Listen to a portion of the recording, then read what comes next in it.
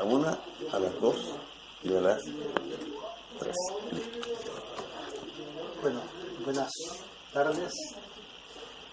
En esta clase vamos a hablar de la sección séptima del Capital, que es una sección que de alguna manera logra hacer una síntesis de los principales conceptos y las formas como se articulan en el funcionamiento de la sociedad capitalista.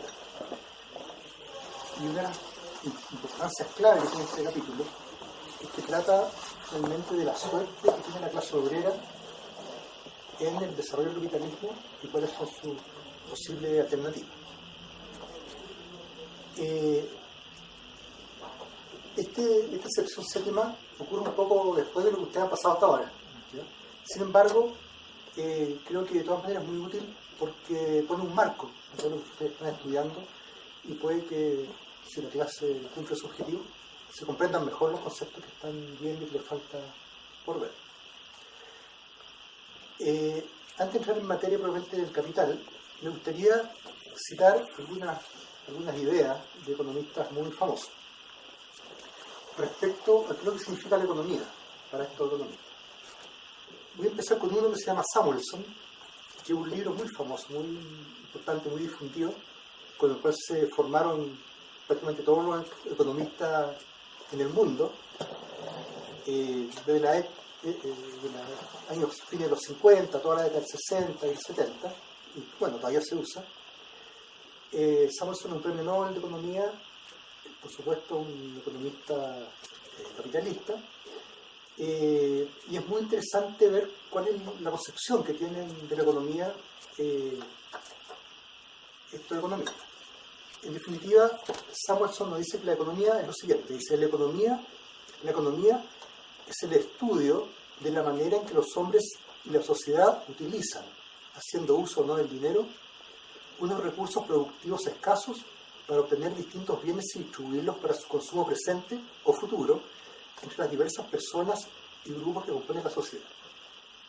Si ustedes se fijan,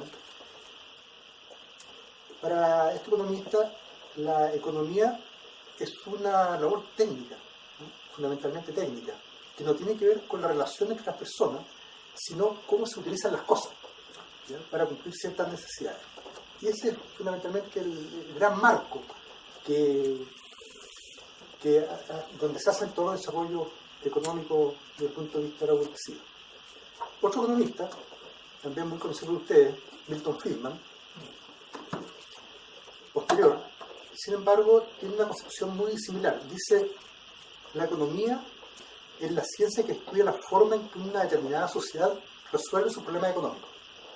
No dice mucho más, pero sí, dice, existe un problema económico cuando se usan medios escasos para satisfacer fines alternativos. Si los medios no son escasos, no existe problema. Se ha alcanzado el nirvana. Este es el gran paraguas, realmente, nuevamente se reduce a estudiar qué pasa con medios que son escasos para satisfacer necesidades. Es decir, está centrado en la relación que hay entre las personas y los objetos y los medios para satisfacer necesidades. No está la idea de la relación entre las personas. Sigue Friedman, dice, la ciencia económica, en nuestra definición, no se ocupa de todos los problemas económicos. Es una ciencia social y, por lo tanto, trata principalmente de los problemas económicos cuyas soluciones implican la cooperación e interacción de diferentes individuos. Considera problemas que afectan a una sola persona únicamente en cuanto a la conducta de ésta implica o afecta a otras personas.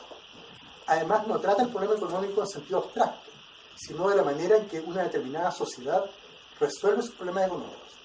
Teóricamente, el problema económico es el mismo en una economía del tipo de la Robinson Crusoe que en una economía agrícola atrasada, en una sociedad industrial contemporánea, regida según principios comunistas o en una organización sobre bases capitalistas. O sea, nuevamente se insiste en esta idea de que la economía fundamentalmente consiste en producir bienes que normalmente son escasos y qué hacer con esos bienes escasos. Eso contrasta, y empecé con esto, porque contrasta de manera significativa con el análisis que hace Marx que se preocupa de las relaciones sociales, ¿no? ¿Cuáles son las relaciones que establecen los hombres para producir y reproducir no solamente productos y medios de vida, sino que para producir y reproducir su vida social? Es una diferencia fundamental porque al estudiar las relaciones sociales también está estudiando un tema político de fondo, ¿no? La economía no es un problema técnico, sino que es un problema de cómo funcionan las relaciones sociales y también cómo se pueden cambiar estas relaciones sociales. Bueno, en esta sección séptima, lo que él va a estudiar es el proceso de acumulación de capital. Cómo va creciendo, cómo se acumula el capital, cómo se produce este capital, cómo surge y cómo van creciendo y se van formando estos grandes conglomerados económicos y de gran poder. Nosotros hasta ahora, ustedes, digamos, han estudiado dentro del capital podemos ver tres grandes fases. Una primera fase en que una cantidad de valor en forma de dinero entra en funciones como capital. Entra en funciones como capital cuando compra fuerza, medios de producción por una parte y fuerza de trabajo por otra. ¿No es cierto? Ahí, en eso consiste entrar en funciones como capital. Y eso la compra la hace en la esfera de circulación, que se supone que existe, pero no se analiza en este primer libro. Hay una segunda fase, que es la fase de producción, que es el centro, ¿no es cierto?, de este primer libro del Capital. Un proceso en el cual se producen mercancías, ¿no es cierto?, que tienen un valor de uso, pero también tienen un valor, es decir, una propiedad, que junto con producir su valor de uso, junto con existir, junto al valor de uso, queda adherido, por así decirlo, a la mercancía y la acompaña durante un proceso determinado. Y este valor que acompaña a la mercancía es un valor que excede el capital primitivo, ¿no es cierto?, puesto que tiene algo que se llama la plusvalía, que es un trabajo no retributivo. También de esta fase se incluye el estudio del salario bajo este mismo supuesto, que además se revela el salario como una forma tocada del pago de la fuerza de trabajo y aparece como el pago de todo el trabajo, como ustedes lo han visto. Aquí culmina el estudio hasta ahora. Ahora viene una tercera fase, que ocurre nuevamente en la esfera de circulación, cuando esta mercancía, que ya contiene plusvalía, tiene que venderse, ¿no es cierto?, tiene que realizarse de forma de dinero para poder transformarla nuevamente en capital, es decir, un medio que posibilita comprar medios de producción y fuerza de trabajo. Esta tercera fase, que es la rotación del capital, tampoco se ve en el libro primero, se ve en el libro segundo, que es todo el proceso de circulación, ¿ya? Y que para estudiar el proceso de acumulación del capital también se está suponiendo que existe. Va a existir una fase donde esto se va a vender y por lo tanto se va a transformar esta plusvalía en dinero y se va a capitalizar. Lo que vamos a hacer ahora entonces es analizar este proceso de acumulación del capital en el contexto de estas dos primeras fases que ustedes han estudiado, ¿ya? Vamos a suponer esta tercera, que es la fase de circulación. Volvamos, la primera fase, que era la compra de materias primas y de fuerza de trabajo, lo que hace fundamentalmente es establecer la relación que hay entre el capitalista y el obrero, ¿no? La segunda fase, la fase de producción,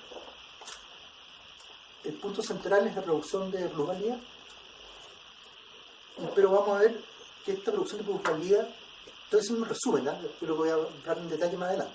Esta producción de plusvalía tiene la propiedad de que no solo produce plusvalía, sino que además reproduce las propias relaciones capitalistas. Vamos a ver cómo se produce eso. Y, por lo tanto, también va a engendrar una y otra vez al propio obrero asalariado por una parte y nuevamente al capitalista por otra parte. Otra característica importante de comprender acá es que en esta fase de producción el proceso se analiza desde el punto de vista de su valorización, es decir, desde el punto de vista de su creación de valor, ¿no es cierto?, y de creación de plusvalía. No se ha supuesto, digamos, el carácter repetitivo, es decir, que se produce una mercancía, esa mercancía contiene plusvalía, esa mercancía se vende, el capitalista la transforma en el ámbito de la circulación en dinero, ese dinero nuevamente lo ocupa como capital. Toda esa fase, o sea, todo ese proceso de que se hace una y otra vez, también se ha supuesto hasta ahora. ¿Ya? Se ha supuesto que este proceso se vuelve a repetir y se vuelve a producir mercancía, luego vuelve al día siguiente a la fábrica, y al mes siguiente, y al año siguiente. Pero ahora lo que vamos a hacer es meternos justamente a este proceso de reproducción. Eso va a ser lo importante para analizar en la sección séptima. Ya no se va a suponer, sino que se va a entrar de lleno, porque va a ser el elemento fundamental que va a determinar las características de esta reproducción del capital. En este estudio de la producción y de la reproducción de la mercancía y del capital, lo está también reproduciéndose las propias relaciones capitalistas. Y por lo tanto, la suerte y el destino que va a tener la clase obrera en todo este proceso. Para analizar Marx este proceso de reproducción, que no es un proceso fácil de comprender de buena primera, primero lo pasa de una manera más simple, más abstracta, que es la reproducción simple, vamos a explicar qué es lo que es eso, y después la reproducción ampliada de este capital. Ahí culmina una gran parte importante del análisis. Esta sección séptima después pasa a un tema también que hasta ahora se ha supuesto, que es la acumulación originaria. Es decir, cómo surge un grupo de personas que tiene medio de producción y tiene dinero, y es posible que comience el proceso de producción capitalista. Y esto Marx lo trata en un capítulo que se llama la acumulación originaria, que siendo parte de esta sección no lo vamos a pasar ya un tremendo capítulo, vamos solamente a referirnos de manera de pasada, después podemos comentarlos ¿sí? en las preguntas, ¿sí? Y termina con una cosa que es más teoría de la polarización, que vamos a hablar un poco de eso, pero vamos a centrarnos más bien en la parte más medular, que es la anterior. Tal como decía, el estudio comienza con la reproducción simple del capital. ¿Qué es lo que es la reproducción simple? Sabemos que en el proceso de producción se produce una mercancía y esta mercancía contiene valor, y este valor tiene tres componentes, ¿no es cierto? Una parte que se llama capital constante, otra parte que es capital variable y otra parte que es la plusvalía. No voy a meterme en detalle porque ustedes ya lo han pasado, me imagino, bastante. Lo importante acá es que en esta fase de reproducción simple se va a considerar que esta plusvalía el capitalista la va a consumir para su propio consumo personal, ¿ya? Y va a volver una y otra vez a este proceso de reproducción simple, pero siempre la plusvalía que va a producir va a comprar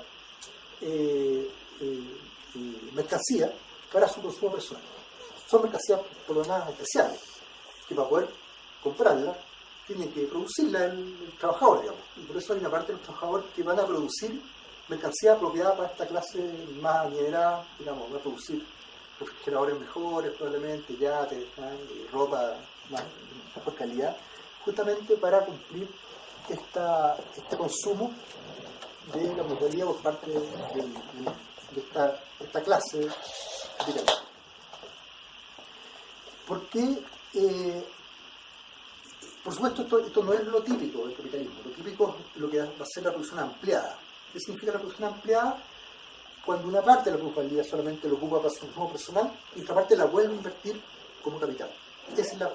Sin embargo, es parte de esta abstracción más simple, que igual ocurre en realidad en alguna medida, porque se entiende de manera más simple fenómenos que van a ocurrir también en la producción ampliada, que son tremendamente fundamentales en la producción simple. Ya se están mostrando estos elementos fundamentales. Y ahí Marx distingue aquí 4 características de la revolución simple. La primera de ellas es lo que llama la reproducción del capital variable. Esta reproducción del capital variable significa que el obrero tiene que producir en el proceso de producción los medios de vida que necesita para poder vivir él y su familia, su entorno familiar y poder reproducir, ¿no es cierto?, la fuerza de trabajo con la que vuelven el día siguiente, el mes siguiente. Se forman, sus hijos estudian, se forman como obreros simples, calificados, y pueden volver a la producción. Para eso tiene que producir un fondo de vida que le permita después comprar con el salario que se le paga esos fondos de vida que el mismo produjo. ¿Verdad? Y aquí queda claro en este estudio que al obrero, con su salario, se le paga con una parte del producto que el mismo ha producido. ¿Ya? Esto no parece evidente, porque normalmente esto ocurre digamos, el pago por una parte del salario y la compra que hace el obrero de la comida, de la ropa, en fin, no se hace de manera, en actos individuales, separados, aparecen como actos aislados. Probablemente el trabajo de hoy se paga con lo que el obrero produjo un año antes o el mes antes o la semana anterior, digamos, ¿no? Y esto devela que el capitalista desembolsa, no lo desembolsa de su propio fondo, sino que del fondo que ha producido el mismo obrero, finalmente. Esto queda mucho más claro en el caso del feudalismo, en que el siervo produce tomate y verdura y carne, digamos, de alguna manera, le entrega una parte al señor feudal y él se queda con otra parte, que son su medio de vida. Él queda directamente claro que él produce su medio de vida, digamos. El capitalista, él produce esta lechuga, esta tomate y esta ropa, digamos, que no es de él, es enajenada en el proceso de producción capitalista, no le pertenece, le pertenece al capitalista, y el capitalista le paga un salario y después él compra lo que el mismo produjo, el salario. Ese es el primer tema, digamos, importante de la reproducción simple, la reproducción del capital variable. El segundo tema, que es un tema central, digamos, desde el punto de vista político también, es que todo capital, tarde o temprano, va a ser plusvalía capitalizada. ¿Qué significa eso?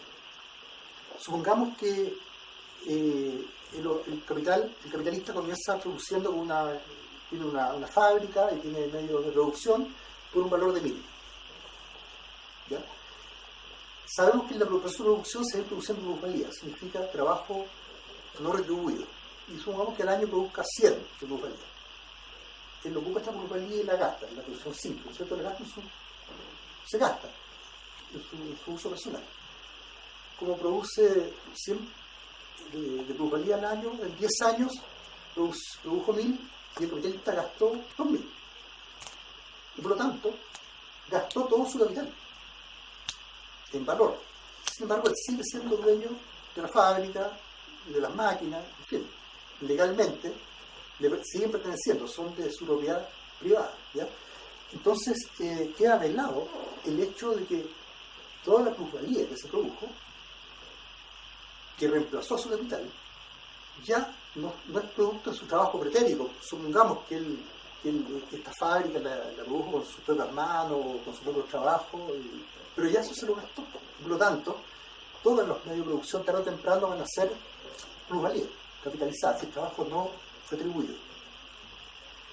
Esto, por supuesto, da respaldo a los procesos revolucionarios de la expropiación sin pago, digamos, por parte de las grandes empresas, cosa que no siempre se hace. Muchas veces aquí en Chile, por ejemplo, se expropiaron muchas empresas en la economía popular y se pagó a las minas, digamos, se hace un cálculo también para evitar problemas políticos mayores.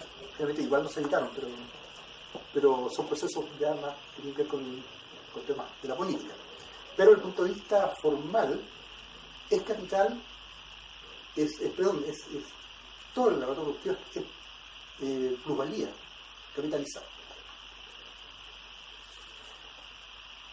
Otra cosa que vela este hecho de ser plusvalía capitalizada es cómo se hace la contabilidad en el mundo capitalista, que es distinto a cómo se hacía en el mundo socialista.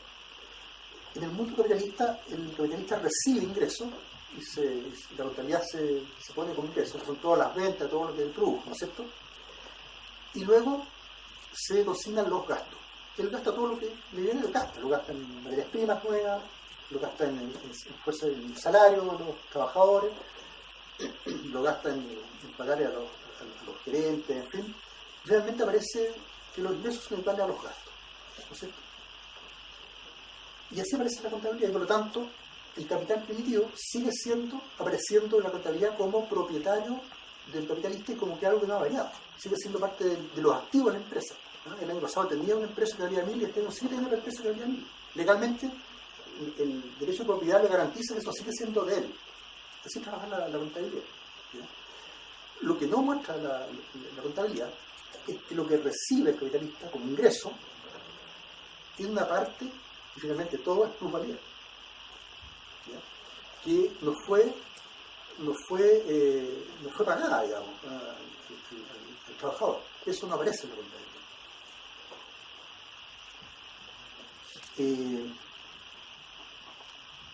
Voy muy rápido, ¿no? Se va entendiendo un poco el tema.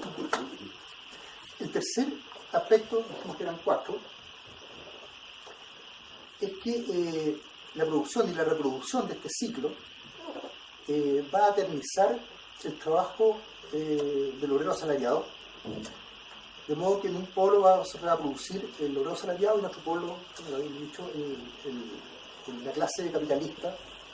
Por supuesto que las personas van a cambiar, pueden incluso haber obreros que se transforman en capitalistas, va a ser, por supuesto, excepciones, no pueden todos los obreros ser capitalistas, pero en general se va a formar un polo de trabajadores asalariados y otro polo de capitalistas. Hay capitalistas menores, más chicos, también explotados por los más grandes, pero en general va a haber un grupo de grandes capitalistas con gran poder económico, político y todo eso.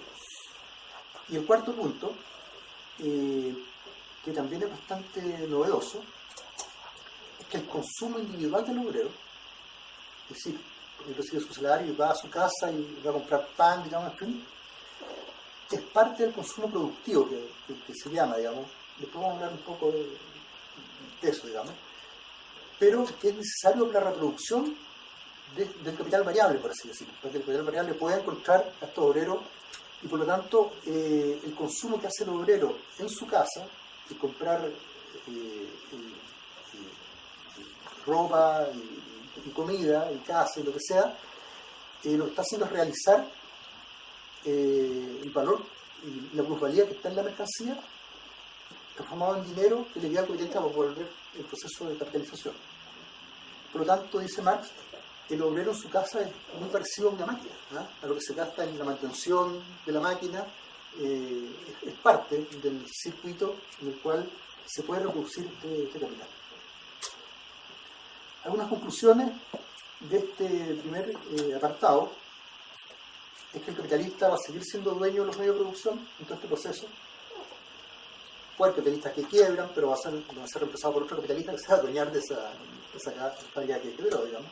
Pero como clase capitalista va a seguir siendo propietaria de los medios de producción, donde ha quedado velada en este proceso el que la plusvalía, existe la plusvalía y no sea un trabajo que no retribuido, que no sea retribuir nunca. Eso trae una segunda consecuencia, que es yo lo había dicho, la justicia, la expropiación, un cambio revolucionario. La tercera conclusión es que con el salario el obrero solamente alcanza a reproducir su fuerza de trabajo y la de su familia, digamos, no alcanza para comprar medio de producción y para cambiar por ese medio una revolución social, digamos, cosa que algunos piensan que debe ser, va a seguir siendo obrero. Y por último, bueno, también la verdad que me adelanté un poco, y que la clase del obrero en realidad le pertenece como clase a la clase capitalista, ¿no? Tal como sus medios de producción. Entremos ahora a la reproducción ampliada. Como dijimos, en el caso de la reproducción ampliada, una parte de la plusvalía la usa el capitalista para su consumo personal, por lo tanto, tiene que seguir existiendo la producción de mercancías para ese consumo de los capitalistas, pero por otra parte, se va a capitalizar. Para que se pueda capitalizar, ¿qué significa eso? Que va a ser dinero que se va a usar como capital. O sea, por lo tanto, que va a comprar medio de producción y que va a comprar fuerza de trabajo. Por lo tanto, para poder hacer eso, tienen que existir esos medios de producción adicionales y tiene que existir esa fuerza de trabajo adicional.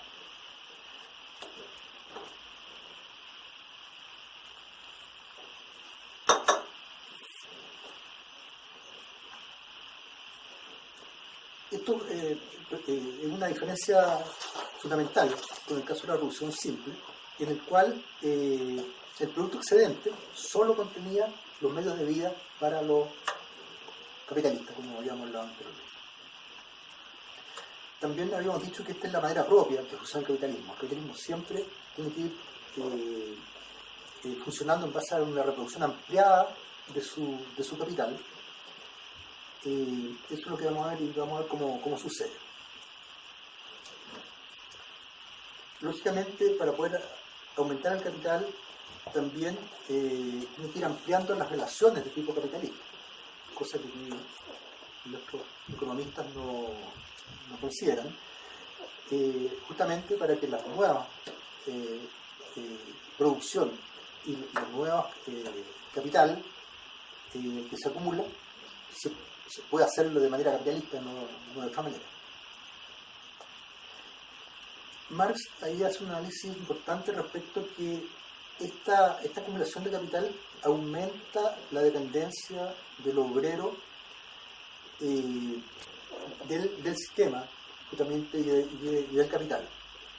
Es decir, al crecer la plusvalía, al aumentar la plusvalía y al aumentar su capitalización, aumenta este poder externo al imaginarse esta mercancía con la plusvalía del trabajador, aumenta el poder justamente de la clase capitalista y aumenta el poder en todo sentido, como relación social respecto a los trabajadores y a la suerte de los trabajadores.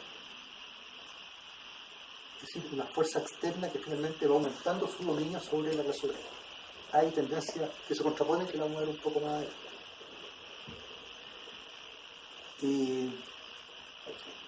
Aunque ahora tiene que ver con el tema más político, digamos, de cómo la lucha de los obreros por salario. Pero hay también temas que se oponen a la acumulación dentro del propio funcionamiento del sistema capitalista, que me gustaría verlo ahora, porque es un tema teórico bien interesante, que son los gastos improductivos.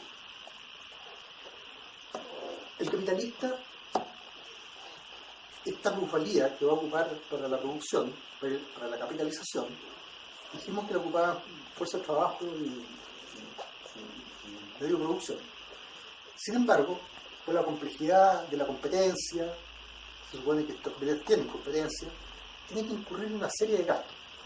No solo por la competencia, pero uno de los gastos, yo tengo un ejemplo con el producto de la competencia que es muy interesante. Por ejemplo, el gasto que debe hacer en vendedores o publicidad, o en elementos adicionales de la producción. Vamos a poner el ejemplo de una fábrica de zapatos. La fábrica de zapatos produce zapatos. La mercancía que tiene que vender en el mercado son zapatos. Pero estos zapatos tienen que venderlos probablemente en una caja. No tendría por qué, pero es mejor venderlos en una caja. No tendría por qué, porque lo que quiere la persona es comprar zapatos. Muchas cosas no se venden, si uno va a la feria, no compran la fruta, digamos, en caja, ¿no? Pero si uno va a un mercado, compra la fruta en un paquetito. La mercancía que vende el zapatero son zapatos. Ahora, si él tiene que usar una caja, puede fabricarla él mismo, ¿no es cierto? O puede comprarla a una fábrica de caja. Si la compra él mismo, va a incurrir en un gasto. O sea, parte de esta plusvalía que él metió a la producción, va a tener que ocuparla para contratar obreros y una máquina que haga caja. Pero ese es el trabajo del obrero, que es necesario, indispensable, porque ahora no puede vender los zapatos sueltos. Sin embargo, curiosamente, entre comillas, ese trabajo no crea valor. O sea, no va a adherirse a la caja, porque él lo que va a vender es un zapato. Él no puede, si redujera el valor, si efectivamente le encontrara la caja, haría una caja fantástica de metal, porque lo que quiere el cliente es un zapato, ¿no?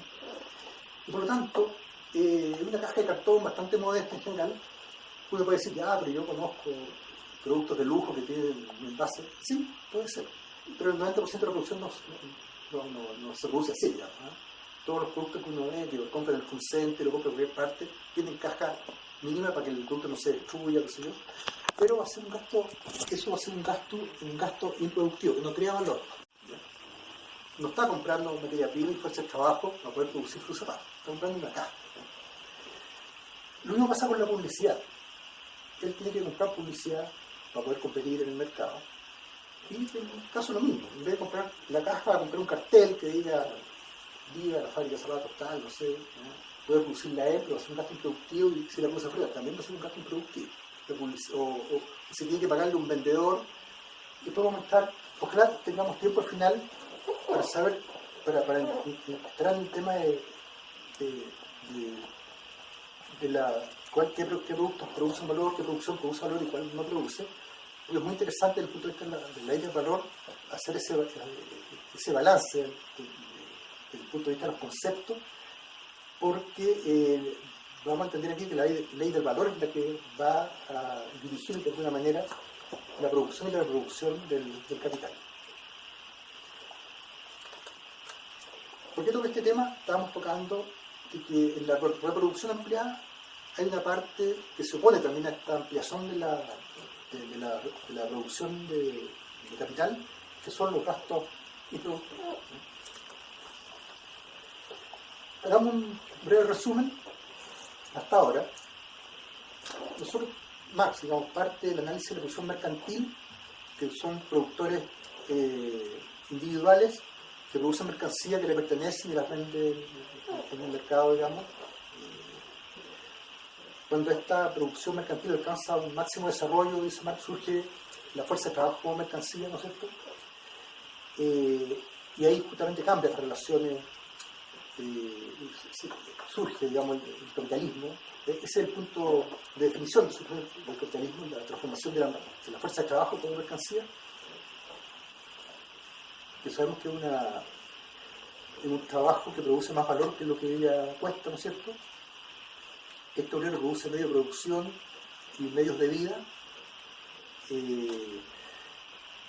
que son enajenados a este obrero. Al ser enajenados se transforman en capital constante y capital variable, que se contraponen justamente al obrero con una fuerza externa, con una potencia exterior. Y toda esta secuencia se hace a través del intercambio de equivalentes. Se puede hacer también intercambio de equivalentes, cuando un tipo estafa a otro, cuando no le pagan al obrero, pero esto funciona muy bien también si se hace con intercambio de equivalentes, ¿no? En la cual se paga cada mercancía por su valor. Entonces, al hacer este intercambio por su valor, lo que se hace en el ámbito de la circulación, no en el ámbito de la producción, no aparece en ninguna parte este trabajo no retribuido, ¿no es cierto? Se crea la ilusión de que un intercambio de iguales hasta el final. Es decir, realmente es un intercambio de iguales, ¿no? Pero lo que queda de lado es que hay un trabajo no retribuido, y llegamos al final justamente a las relaciones entre capitalistas y obreros, que son una total negación de su comienzo, que era el mismo trabajador propietario de su mercancía, y finalmente con intercambio de iguales llega a ser justamente al revés, un sector como propietario de esta mercancía y otro sector que está obligado cada vez a volver a vender su fuerza de trabajo para poder adquirir esta mercancía que él mismo produjo.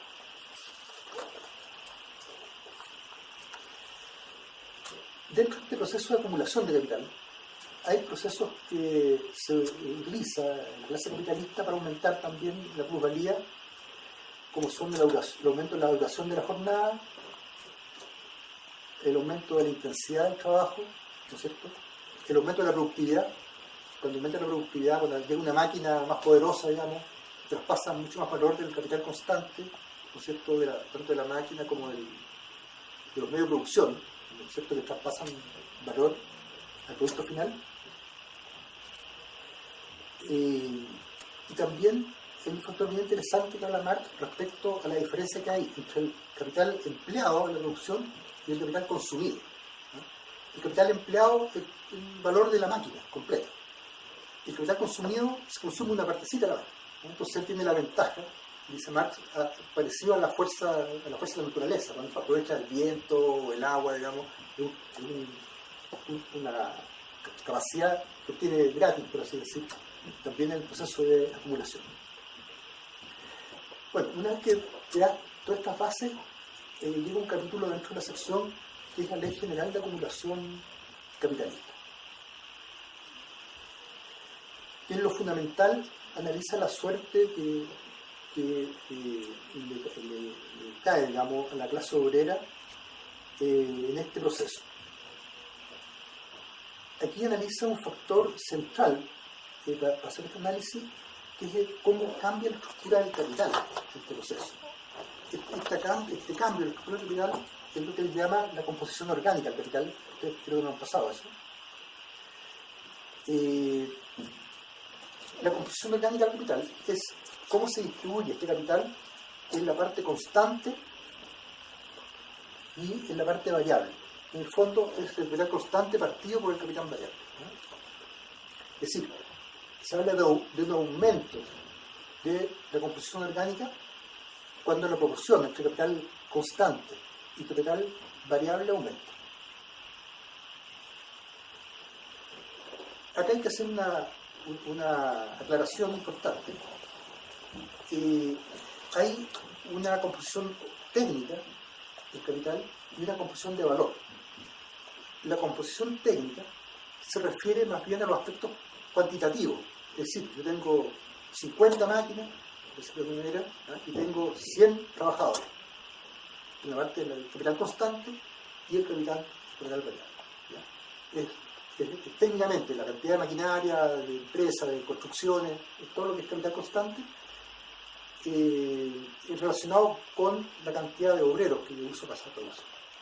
Y por otra parte está la composición por su valor, es decir, cuál es el valor de este capital constante partido por el valor de la fuerza de trabajo, por todos los salarios que paga el capitalista.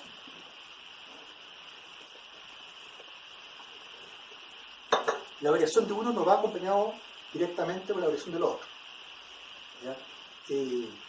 Puede aumentar la composición técnica o disminuir, y aumentar y disminuir la composición por valor, y porque esta cociente entre ambos no tiene por qué ser igual.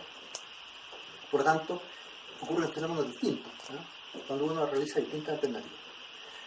Como siempre, Marx parte del análisis de lo más simple a lo más complejo, y al analizar lo más simple siempre descubren leyes más importantes, ¿no es cierto? Lo más simple acá es analizar la acumulación de capital cuando la composición orgánica se mantiene constante. O sea, cuando tanto la composición técnica como la composición por valor, si crece ambos por igual. Por lo tanto, este cociente se conserva. En este caso, si hay acumulación, si crece el capital, va a aumentar la demanda de trabajo, ¿no es cierto? Porque aumenta el denominador, por así decirlo. Y aumenta proporcionalmente igual como aumenta la composición orgánica. Es decir, igual como aumenta la acumulación de capital.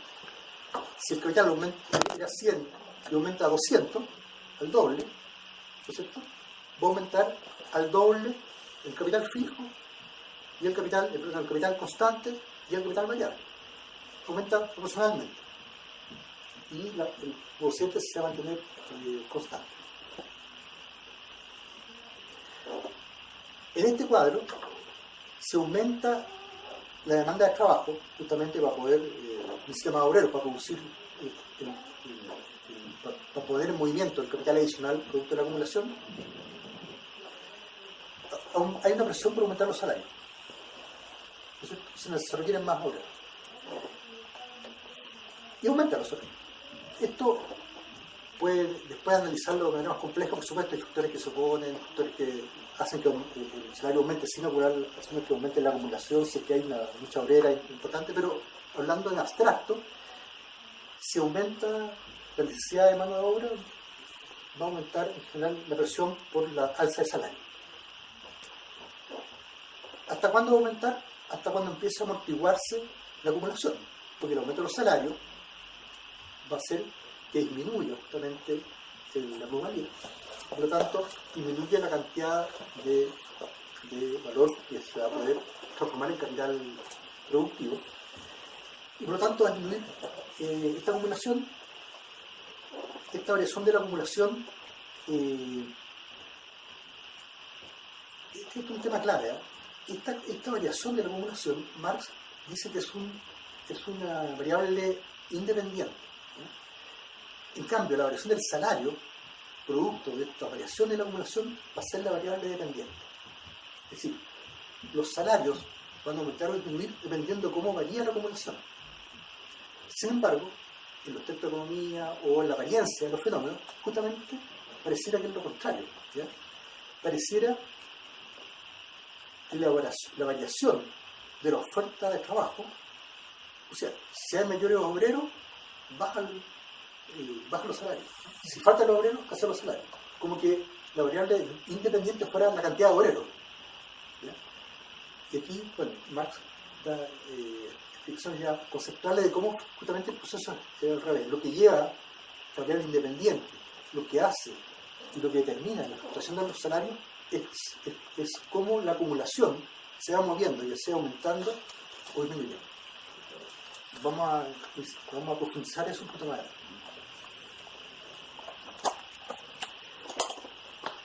El segundo aspecto de cómo la acumulación, digamos, es la variable independiente, es que este ritmo de acumulación en relación al trabajo de los obreros no depende de la cantidad absoluta de obreros. Después vamos a ver cómo las teorías, incluso acá el mismo Samuelson, que viene ya de la época de Malthus, vamos a hablar un poco más de eso después, hacen depender la variación de la suerte de la clase obrera, de los salarios, de la cantidad absoluta de los trabajadores. Hay más población, la cantidad absoluta de la población. Hay más población, por lo tanto hay más obreros. Hay menos población, hay menos obreros. Acá lo que Marx descubre es que en realidad la relación que importa para la proceso de acumulación no es la cantidad absoluta de población, sino que la relación que hay entre el trabajo retribuido. A ver, hay dos fenómenos. La acumulación, probablemente tal, va a depender de la relación que hay entre el trabajo retribuido y no retribuido, ¿no es cierto? Si hay más o menos plusvalía. De eso depende la mayor o menor acumulación. Después, más adelante, quizás me voy a adelantar porque ya lo traté de adelantar ahí, saltándome. Tampoco va a depender de la cantidad absoluta, sino que de otra cosa, que vamos a ver un poquito más adelante. Pero vamos viendo qué pasa con la acumulación dependiendo de la relación entre el trabajo retribuido y no retribuido. Si el trabajo no retribuido aumenta,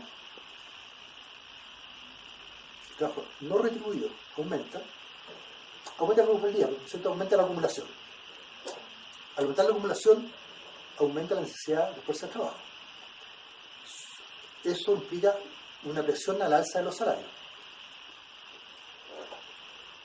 El alza de los salarios durante un periodo hace bajar el trabajo no retribuido. ¿De acuerdo? Baja la plusvalía. Eso implica que la acumulación disminuye. Disminuye la acumulación, comienzan las presiones por la baja de salario. Y se repite el ciclo. Esta vuelta, digamos, si ustedes analizan en detalle, este ciclo va a depender de cuánto trabajo retribuido o no retribuido y cómo va variando, ¿no?, en el proceso de acumulación. Una vez que Marx analiza este tema, va a pasar al proceso de acumulación cuando aumenta la composición orgánica del capital, que también es lo más típico, ¿no?, que los capitalistas vayan invirtiendo y haciendo exceso de capital constante con renovación de instalaciones, de maquinaria, proceso de automatización, en relación a la necesidad de fuerza de trabajo, que va disminuyendo relativamente a un capital determinado, ¿no? Un capitalista determinado, a él en particular, no le interesa, ojalá pudiera automatizar la mayor cantidad. Eso tiene su contraparte, porque al tener menos obreros se produce menos valor, digamos. Y lo que produce valor son los obreros, no son las máquinas, ¿no? Y eso tiene un efecto también a nivel del funcionamiento del sistema global. Pero al capitalista particular le interesa simplemente tener menos trabajadores y pagar menos salario.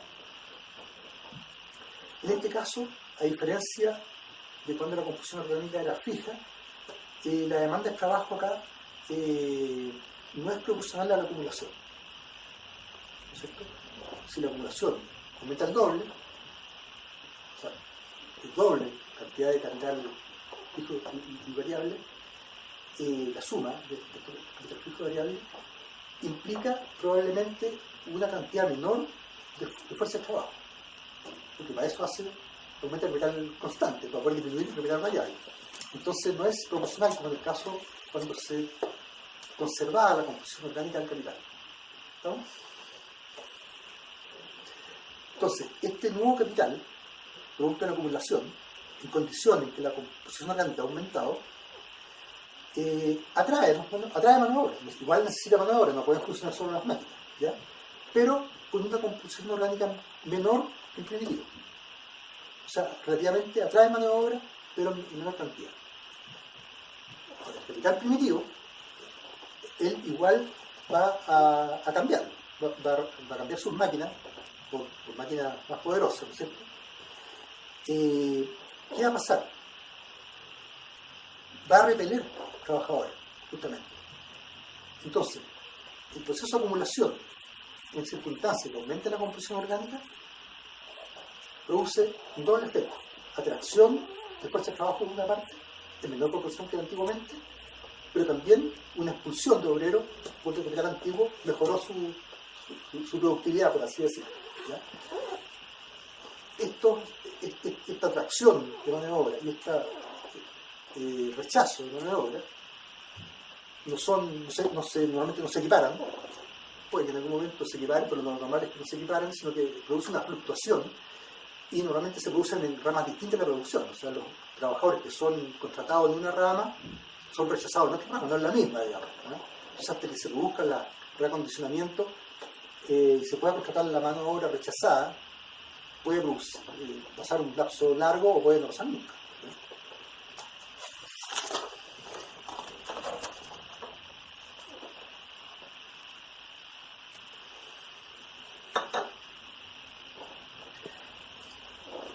En este proceso de acumulación también se producen otros par de fenómenos que potencian la acumulación, que son la concentración de capitales y la centralización de capitales. Son dos procesos. La concentración de capitales es el mismo proceso de acumulación de cada capitalista particular, que va presentando su capital, lo va acumulando en este proceso de producción, que es un proceso poderoso, produce todos estos efectos que estamos viendo.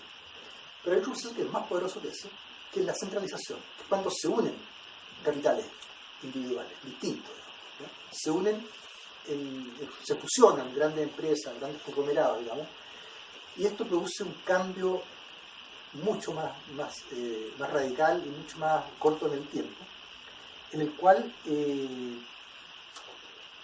al fundirse estos capitales se rechaza mucha mano de obra, se racionalizan procesos que se repetían dos veces, digamos, se racionalizan desde el punto de vista técnico de la producción. Hay un gran rechazo de mano de obra cuando se fusionan estos capitales. Además, por eso mismo pueden producir más barato las mercancías, y ahí tiene un doble efecto: pueden venderla más barato para ir a la competencia, o si la venden cara igual, digamos, pueden acumular mucho más porque le producen un costo mucho menor. Por lo tanto, se potencia la acumulación de una manera tremenda cuando se fusionan estos capitales. Tienen además ganancias adicionales, tienen más capacidad de crédito, como conseguir crédito con los bancos, que además son de los mismos. La AFP cumple una labor ahí importante. Bueno, ¿cuál es el resultado de todos estos procesos que se van mezclando, digamos, y que se van potenciando? Es una producción progresiva de una superpoblación relativa, se llama, ¿no?, o ejército industrial de reserva, es decir, una población latente que no está trabajando, que es una cesantía permanente, ¿ah? Que varía. Normalmente si uno ve los índices de cesantía, puede estar entre un 5 y un 10%, pero además hay otra cesantía, entre comillas, que tiene que ver con trabajo, gente que tiene trabajos eventuales, que aparece como trabajando pero no, o trabajo de mediodía, en fin, siempre hay una capacidad de trabajo ociosa que puede ser ocupada por el capital cuando no requiere este proceso de acumulación, ¿ya? Que son este ejército industrial de reserva. En definitiva, este ejército va a crecer o a disminuir dependiendo de la necesidad del capital, pero nunca va a desaparecer. Es decir, es consustancial el sistema capitalista el que exista esta masa de trabajo inactiva, porque si no, no podría resolver su proceso de acumulación. Cuando acumula, cuando compra maquinaria adicional, tiene que tener obreros disponibles, y eso están en este ejército industrial de reserva. No puede esperar que crezca la población para poder aumentar su acumulación. Y esto se ve muy claramente en las crisis industriales, donde efectivamente hay gran rechazo obrero en las crisis, digamos, y quedan cesantes, y luego los procesos de acumulación posteriores, viene la recuperación económica, se encuentra siempre los obreros, y además que en las mejores condiciones para el capital, porque son obreros que son normalmente más baratos. En otras palabras, los obreros son atraídos y expulsados, pero si son atraídos es porque están en esta reserva, digamos. Es decir, la producción no puede ampliarse si no está este ejército industrial de reserva.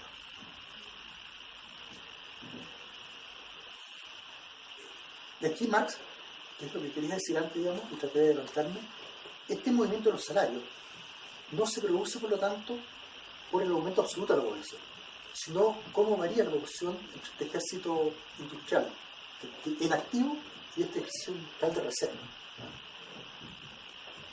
Y hemos visto que esto varía, aumenta uno, disminuye otro por los ciclos de capital, y los salarios, hay una versión de los salarios a la alza cuando este ejército industrial de reserva disminuye, porque disminuye la oferta de trabajo. En cambio, los salarios bajan, ¿te dije antes? Bueno, bajan cuando esta clase, este grupo de trabajadores inactivos aumenta su proporción con respecto a los activos. Eso es lo que va a regular finalmente, y esa es la gran ley de población que establece Marx, a diferencia de la población, que es población obrera, digamos, cómo se reproduce y cuánto reproduce más o menos la persona obrera dependiendo de los ciclos de capital, como siempre con una variable independiente, a diferencia de la teoría de Malthus, y que siguen vigentes hasta hoy, digamos, que es lo que se llamaba, de donde surge la ley de bronce del salario, que Marx hace una crítica también en esta sección, que sería la siguiente. La acumulación aumenta. ¿Cuál sería la ley de bronce, digamos, de los salarios? En los ciclos económicos aumenta la acumulación, por lo tanto aumenta los salarios, dice esta ley de bronce. Hasta ahí aparentemente aparece razonable. Al aumentar los salarios, aumenta la población obrera. ¿Por qué aumenta? Porque al aumentar los salarios, dicen, aumentan los matrimonios, en mejores condiciones, se pueden comprar más cosas para la casa, digamos, se pueden mantener más hijos, probablemente disminuye un poco la mortalidad, en fin, se produce un aumento de la población obrera. Si la población obrera sube, ¿no es cierto?, aumenta la oferta de trabajo, ¿no es cierto? Si aumenta la oferta de trabajo, comienza la presión a una baja de salario. ¿De acuerdo? Si los salarios bajan, disminuyen los matrimonios, aumenta la mortalidad, aumenta la enfermedad, uno no puede ir al médico, en fin, la población tiende a bajar relativamente a lo que estaba. Si baja la población obrera, nuevamente aumenta los salarios y se vuelve a repetir el ciclo. ¿Cuál es el problema de esta explicación? En que esta explicación está basada en el aumento absoluto de la población obrera. ¿Ya? no en la relación entre ejército neutral de reserva y ejército neutral activo. Pero además tiene un gran problema. Aumentar la acumulación, cuando dice, tiene que esperar que el niño chico que creció porque había más matrimonio, tiene que esperar que crezca, digamos. Es absurdo. El aumento de población no produce obrero, produce guagua, digamos. ¿Ya? El obrero se produce mucho tiempo después. Por lo tanto, si fuera así, claro, no aumentaría el capital. El capital puede acumular porque hay una cantidad de obreros ya existiendo, por lo tanto, que están en el ejército neutral de reserva. Por lo tanto, la dinámica se produce en base al movimiento de los obreros trabajando y los obreros inactivos.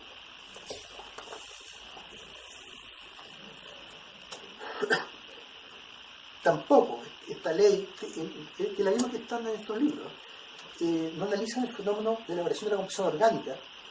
Es decir, ellos analizan, saben muy bien comprar máquinas, aumentar la productividad, pero no lo analizan en relación a cómo explican el movimiento de la clase obrera.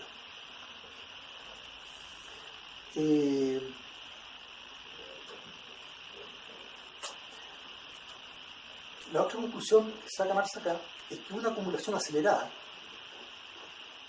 no es sinónimo de aumento de demanda de trabajo. Puede serlo, pero puede no serlo porque hay otros medios de aumentar la acumulación. Por ejemplo, aumentando el capital fijo, el capital constante, que va a rechazar obreros y va a aumentar la acumulación, pero no va a aumentar necesariamente o en ese momento la demanda de trabajo.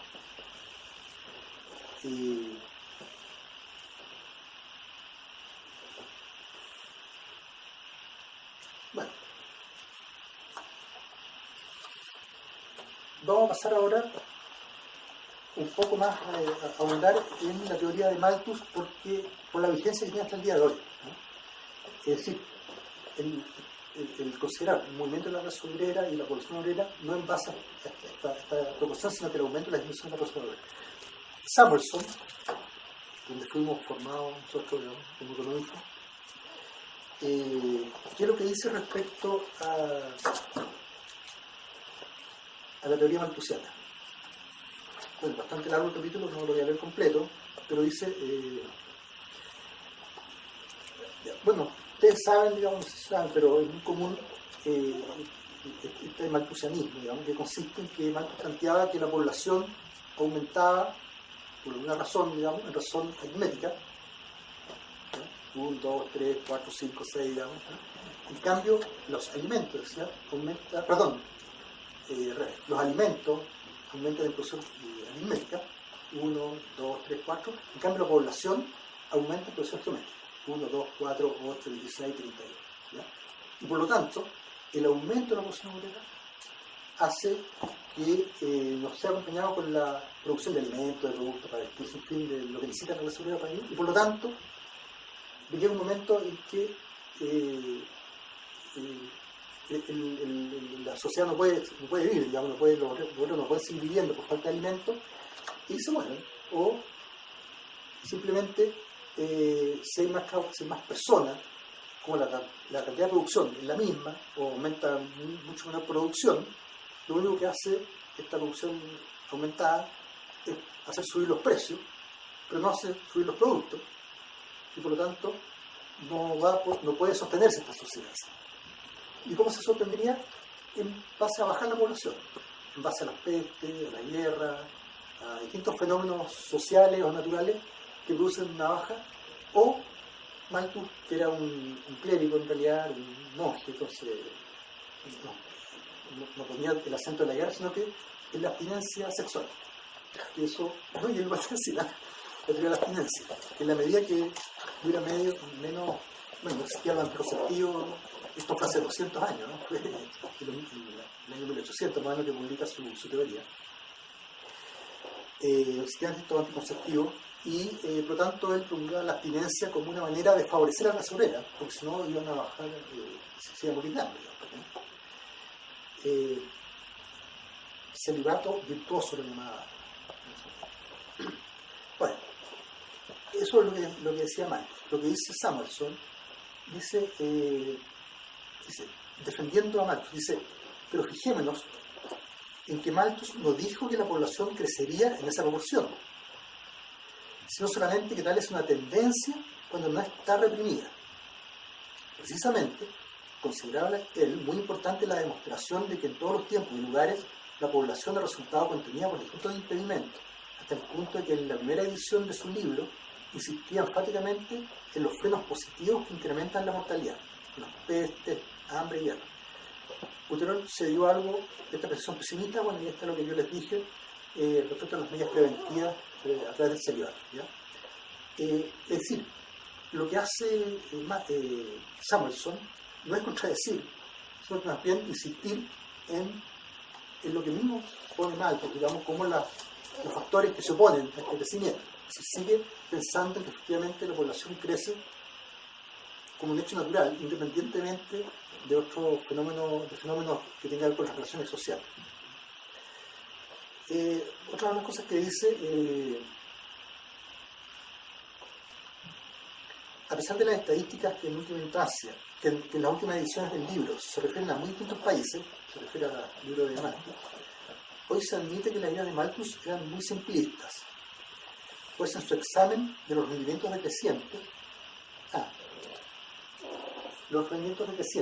justamente de ahí surge la teoría de los rendimientos decrecientes. Los rendimientos decrecientes es una teoría que se basa en economía, que explica, supuestamente,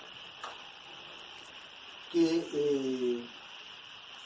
por ejemplo, el ejemplo típico que se pone un campo, una hectárea, digamos, si uno cultiva esa hectárea, produce una cantidad de productos, se empieza a incorporarle tecnología, en fin, es decir, agrega, cambia, en este caso la composición, por ejemplo, orgánica del capital, agrega más maquinaria, que eso va a producir más.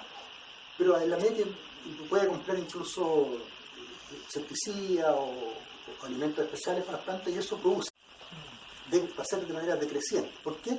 Porque no aumenta todos los factores de producción. O sea, sigue siendo una hectárea, digamos. Para que fuera un aumento real, tenía que tener 2 hectáreas y ahí aplica la misma, pero como nunca, no siempre, se aumentan todos los factores de producción, siempre aplicando tecnología, va a ir aumentando la producción, pero de manera decreciente. Eso es lo que pasa con Malthus, digamos, la teoría de Malthus, que él dice, va a aumentar los alimentos, pero nunca van a alcanzar lo necesario para la producción, porque nos están variando todos los factores que puedan producir la producción de alimentos. Entonces, ¿qué dice? Dice Samuelson que era muy simplista esto, pues en su examen de los rendimientos decrecientes no previó los milagros de la revolución industrial, que en el siglo siguiente habrían de desplazar hacia afuera las curvas de transformación de la producción. Bueno, no importa eso, y permitiría alcanzar un mejor nivel de vida para una mayor población, al mismo tiempo que los adelantos de la medicina iban prolongando la duración de la vida humana y disminuyendo las barreras positivas que opuestas al desarrollo de la población. Es decir, que existen estos factores externos económicos que pueden regular la población.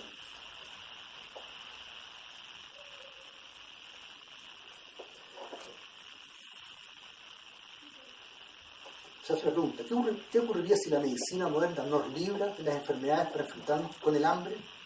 Nuevamente, son las teorías ahora, ¿qué pasaría si se automatiza? Bueno, al final, si tenemos un poco de tiempo, vamos a hablar de eso, de la revolución industrial que viene, que tiene que ver con todos estos procesos de manera muy directa. Bueno, realmente hay cosas bien sorprendentes, pero son más o menos largonas.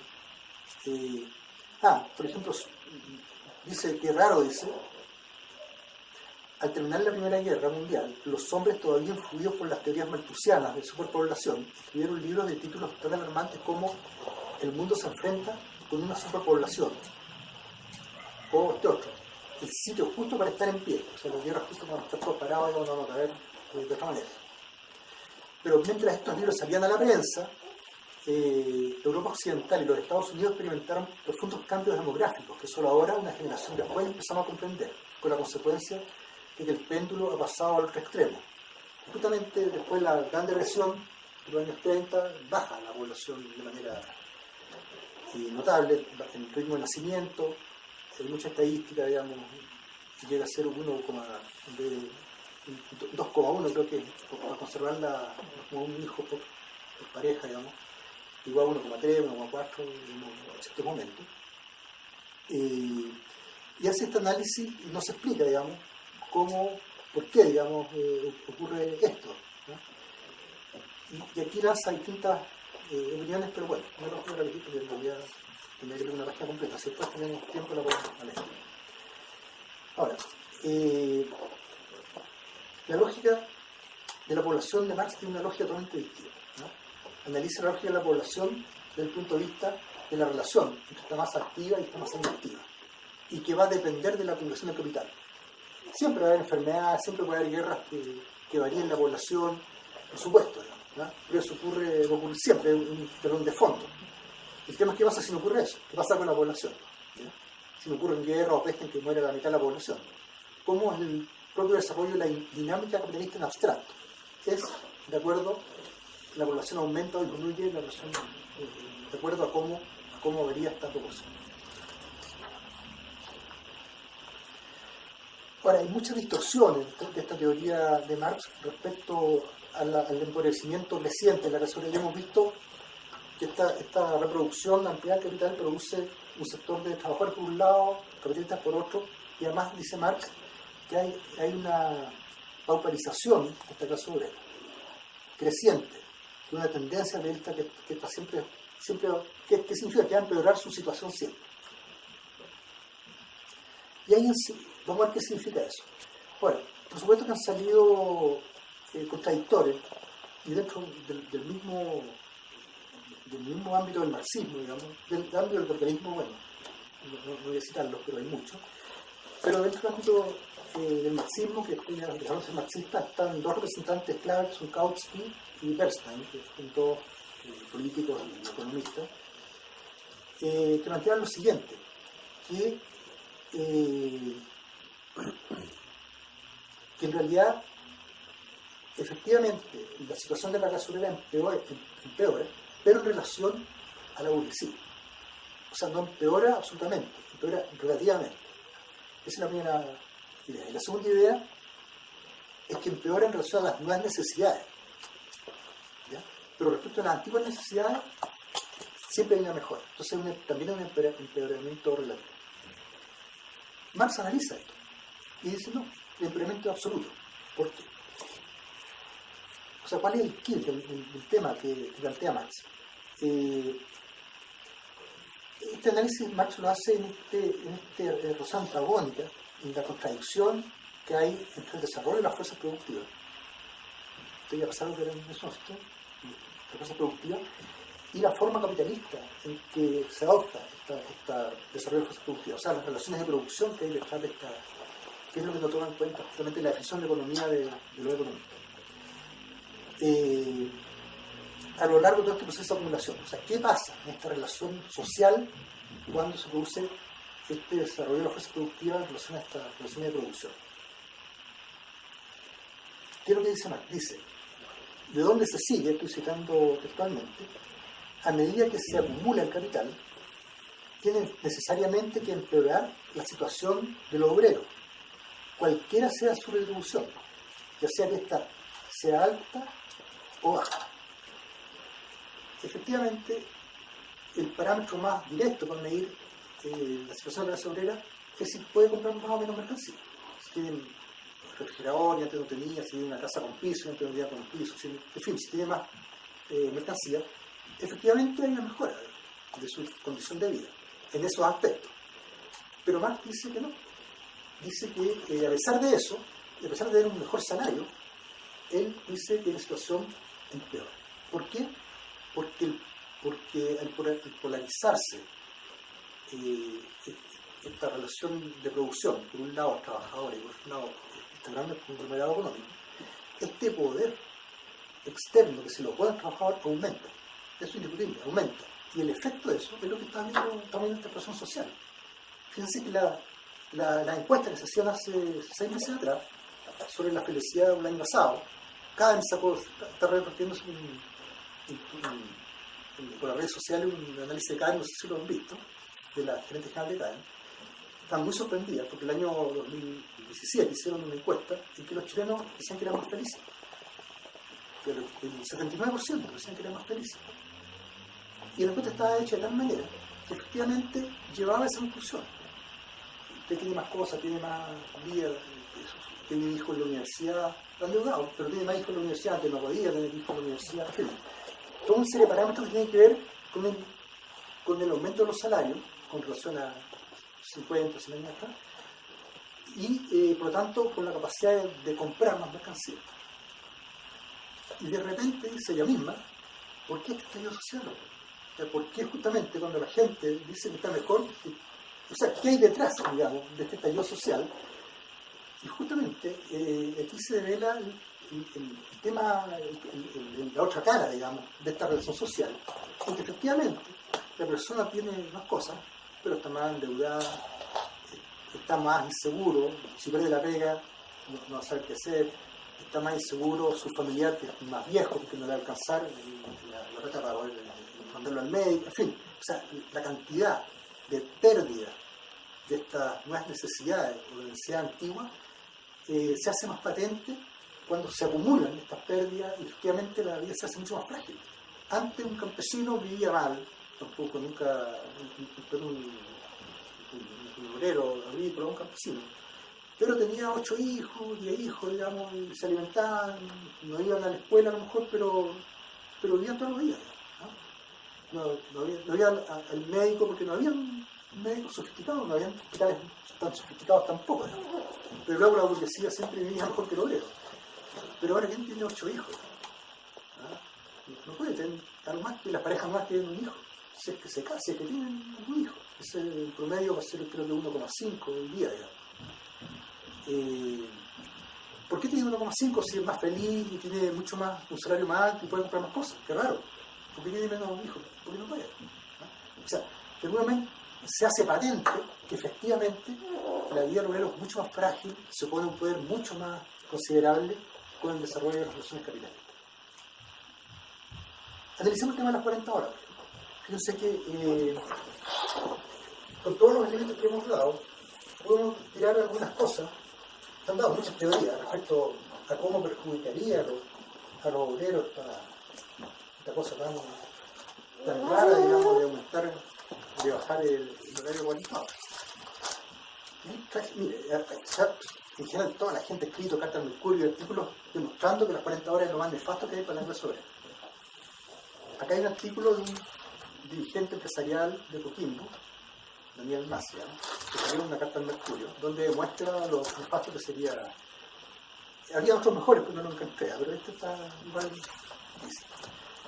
En primer lugar,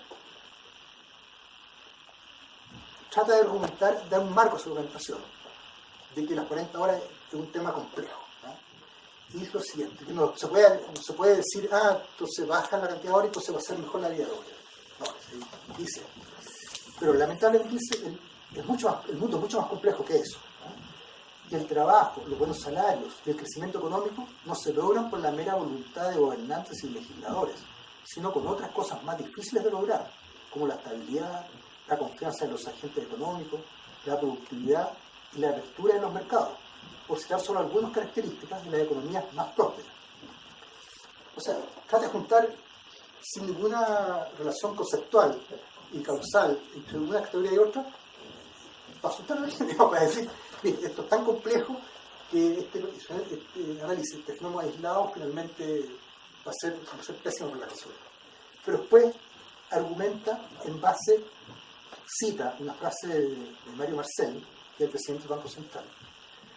Dice, el presidente del Banco Central, Mario Marcel, un economista serio e independiente, ha señalado que, comillas, una reducción de las magnitudes que se están discutiendo es un cambio significativo desde todo punto de vista.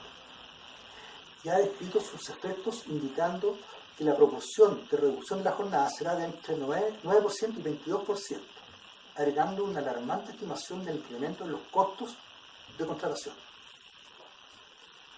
Cosa rara, porque si aumenta los costos de contratación sería súper bueno para los trabajadores, ¿no? El aumento de salario, digamos, ¿no?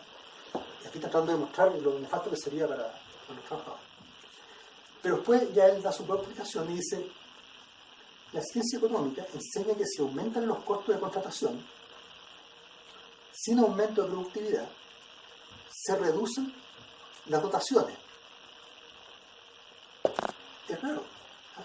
Porque si no aumenta la productividad y baja el tiempo de trabajo, es al revés, tiene que aumentar la dotación para ocupar el capital constante que no ocupa el obrero que trabaja.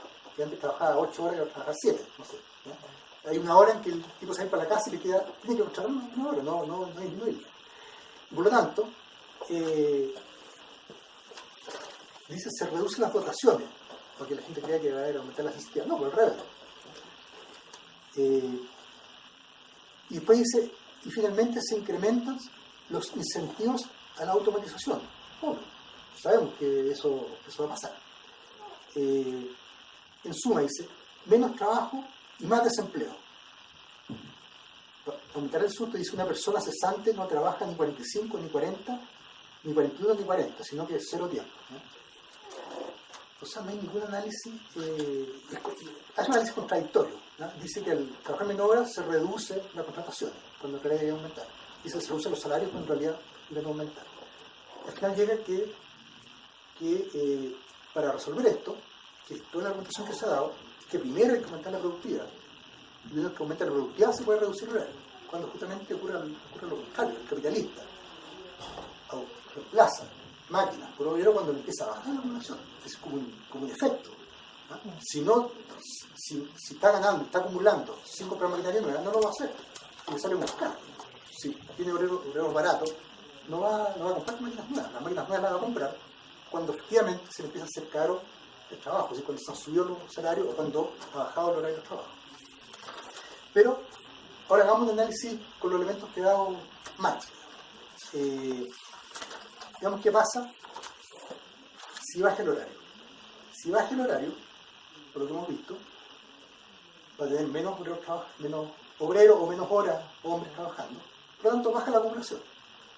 Bajaría la acumulación. Entonces, para evitar la baja, ¿qué es lo que va a hacer? O aumenta la composición orgánica del capital, o sea, cambiando los sistemas de producción o comprando maquinaria que reemplaza a las personas, de modo de producir lo mismo en la hora reducida, pero eso, un cambio de la composición orgánica no lo hace de un día para otro, ¿no? En cambio, la reducción de horarios es de un día para otro, de una ley que se establece y a partir de ese día empiezan a trabajar 40 horas. Entonces, probablemente eso lo haga el futuro, o lo haga mezclado con otras medidas. ¿Qué otras medidas? Si te quedan las máquinas vacías, tienen que contratar más obreros. O bajar la acumulación y punto, cosa que no está en la lógica empresarial. Entonces va a acudir al ejército de reserva, porque los otros obreros están activos. Tienen que concurrir al ejército de reserva para poder cubrir esas horas que les faltan.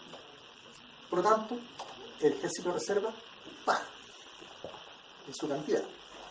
Por lo tanto, los salarios tienden a la alza. Al tender a la alza, va a bajar la acumulación. Va a producir, digamos, produjo un aumento de la acumulación transitorio, pero finalmente después va a bajar la acumulación y en todo ese proceso va a empezar, por supuesto, a aumentar la composición orgánica automatizando el proceso. Pero es el ciclo del capital, ¿no? Eso se hace con o sin aumento de horas. Ahora, esta acumulación, cuando aumenta la composición orgánica del capital, aumenta, por todo lo que hemos visto anteriormente. Al aumentar la composición orgánica, a producir relativamente la mano de obra, va a aumentar la acumulación, va a aumentar la necesidad de mano de fuerza de trabajo, aumenta los salarios y el ciclo se va a repetir. ¿De qué va a depender la suerte de los salarios? Como siempre, va a depender de la cantidad de cómo se reparte la cantidad de obreros trabajando y no trabajando, y fundamentalmente la lucha obrera. Los salarios dependen de que haya organizaciones sindicales, de que haya movilizaciones, de que haya lucha obrera. ¿Y cuál es la gran diferencia? Que esa lucha obrera, por aumento de salario, se va a dar con obreros trabajando 40 horas y no trabajando 45.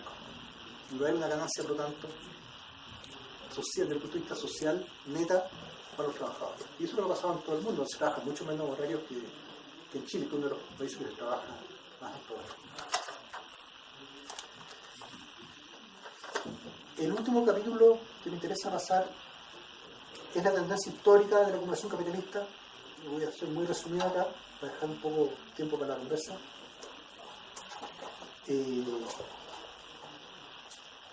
Marx dice, está hablando de tendencia histórica, ya no está hablando de un periodo particular del capitalismo, sino que está hablando ya de la sociedad capitalista. Dice, la propiedad privada individual, del productor individual, ¿no es cierto?, se trastoca en la propiedad, un sistema de apropiación capitalista, el sistema capitalista. El productor obrero es enajenado al proceso de producción y capitalista. Marx augura un segundo proceso en el cual se sustituye esta propiedad capitalista por una propiedad social, que es la revolución social, digamos, que analiza Marx, digamos. ¿Y qué es lo que dice textualmente? Marx dice, comillas, este segundo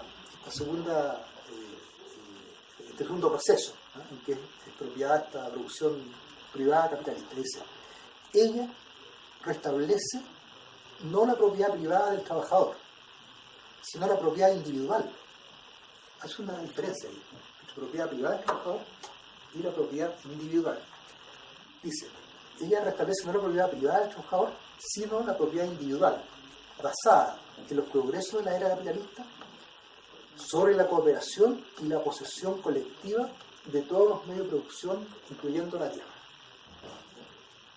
Así caracteriza Marx este proceso de reapropiación de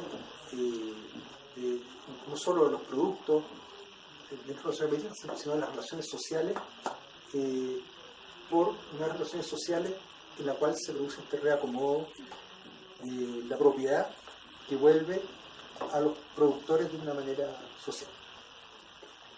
Bueno,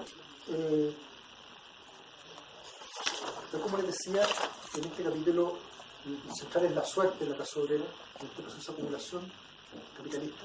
Esto da fin al primer libro del Capital, en que analiza el proceso de producción fundamentalmente, dando por supuesto la fase de circulación, por supuesta, no por supuesto, la supone, digamos. La fase de circulación en su conjunto la va a analizar en el segundo libro, y después en el tercer libro analiza la fase de circulación y de producción, ya es un conjunto y ya. Por lo tanto, hasta ahora todavía es un nivel abstracto, hay muchos otros elementos que van a modular la suerte de la clase obrera, la suerte de la acumulación, la suerte de la composición orgánica, la suerte de la centralización y de la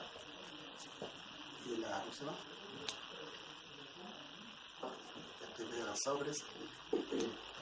Sí, de la acumulación, de la concentración y de la centralización. Y todo esto va a estar modulado, digamos, va a haber otro tipo de capitales, va a ver cómo se reparte la torta en los distintos sectores de la sociedad, pero hasta ahora ha analizado lo fundamental, que es la producción, que produce plusvalía, y cómo esta plusvalía se va acumulando con los efectos que va causando en la relación social. Bien, hay muchos temas que podemos conversar, tienen que ver con, por ejemplo, con los fenómenos que se auguran, una tremenda hecatombe por la inteligencia artificial, o ¿sí? No hablar de eso, sin duda. Todos tenemos dudas respecto a eso, por supuesto, nadie tiene la bola de cristal. Bueno, lo otro que nos queda en el tintero es el trabajo productivo, que es súper relevante también, pero por lo menos disparan algo que no todo el trabajo productivo, no todo el trabajo útil y necesario, indispensable, produce valor y produce utilidad, y algo que tiene que lidiar el capital también para poder asegurar su proceso de acumulación.